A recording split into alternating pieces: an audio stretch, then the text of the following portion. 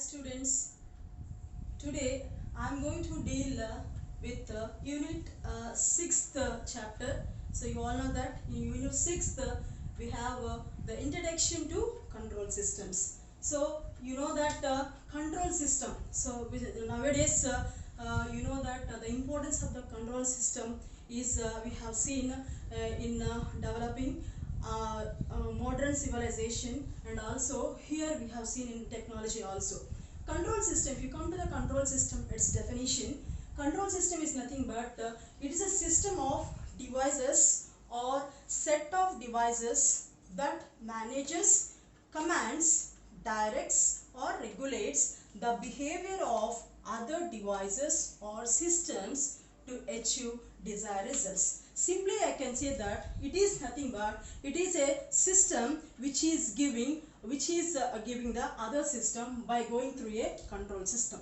Control system is nothing but here it is input we are giving as an objective, and that manages, controls, directs or regulates the behavior of the other system, and simply this other system is nothing but which is giving the desired results. And here by going through this block diagram where we are giving the input, so that we can call it as an objective, and if you are giving that as a set of devices or a system of devices, and that manages by using a control system, this control system mainly it commands and also it directs and regulates the behavior of the other devices, and which is targeting the desired results. And this is the block diagram of this control system and its definition. And if you come to the requirements of a good control system,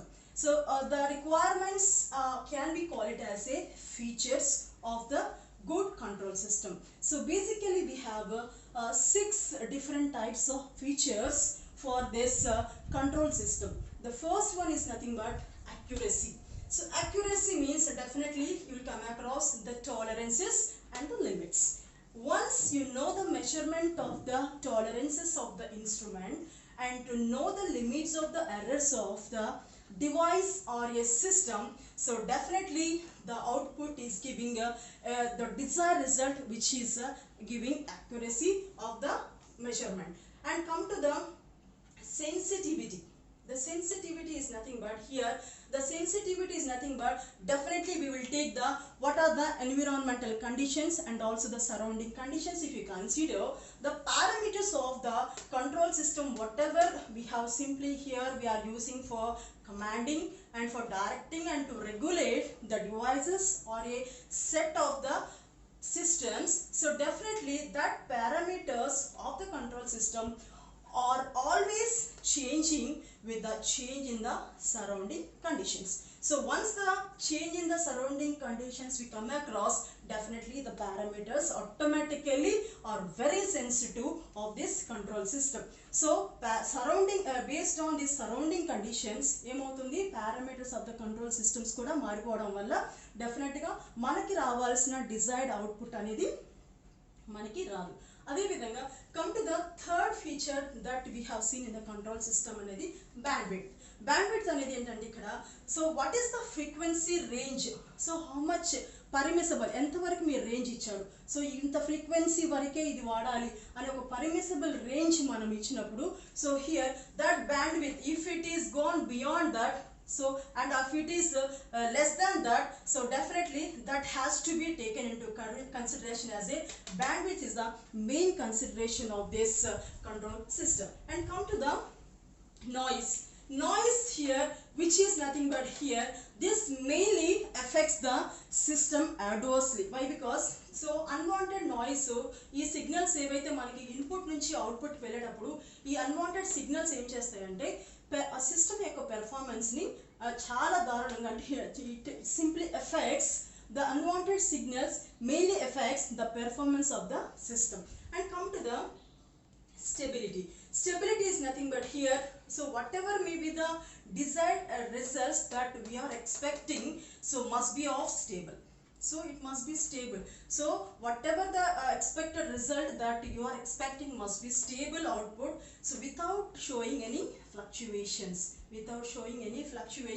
that is which is representing the stable. So no fluctuations has to be taken place if you got the output as a desired result. And come to the last feature that we have seen is nothing but it is a speed. Speed is nothing but here it is representing the processing time of the system which is deliver the output timely. The processing time of the system. So here the processing time anedi enta quick ga undanukondi. So now the deliver of the output is also the timely we can get. So here say for example if you are taking a block diagram like this, so processing time anedi high ga undanukondi, immediately you will expect the delivery of the output in time. Okay, so that is speed. So these 6 are the features and the requirements of a good control system. And also here if you come to here, what are the basic elements of the control system? So just now I told you that here in the recent days the control system plays an important role in the development and advancement of this modern civilization and also the technology. So for that, simply what are the basic elements that we have to consider for the control system is nothing but the first one is the input. Input is nothing but which we have taken whatever may be the objective, and the second one is nothing but the control system. The control system, already I said that it commands, it directs and regulates the behavior of the other devices so that to achieve the desired results. And come to the output is nothing but whatever that actually that you are expecting, that is nothing but is the output result. Okay, these three are the basic elements of the control system, and this will be the block diagram of this control system and its basic elements. And come to here, and if we come to the two branches of the control system, so they have given is open loop system,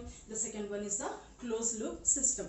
So what is meant by open loop system? So the open loop system, just now I can say that in a simple sentence I can say that open loop system is nothing but the input is independent of the output. So the input is not affecting by the output, whereas closed loop system is nothing but the input is totally depend on the results of the target or the output from the which is coming from the commanding signals. Okay, so open loop system.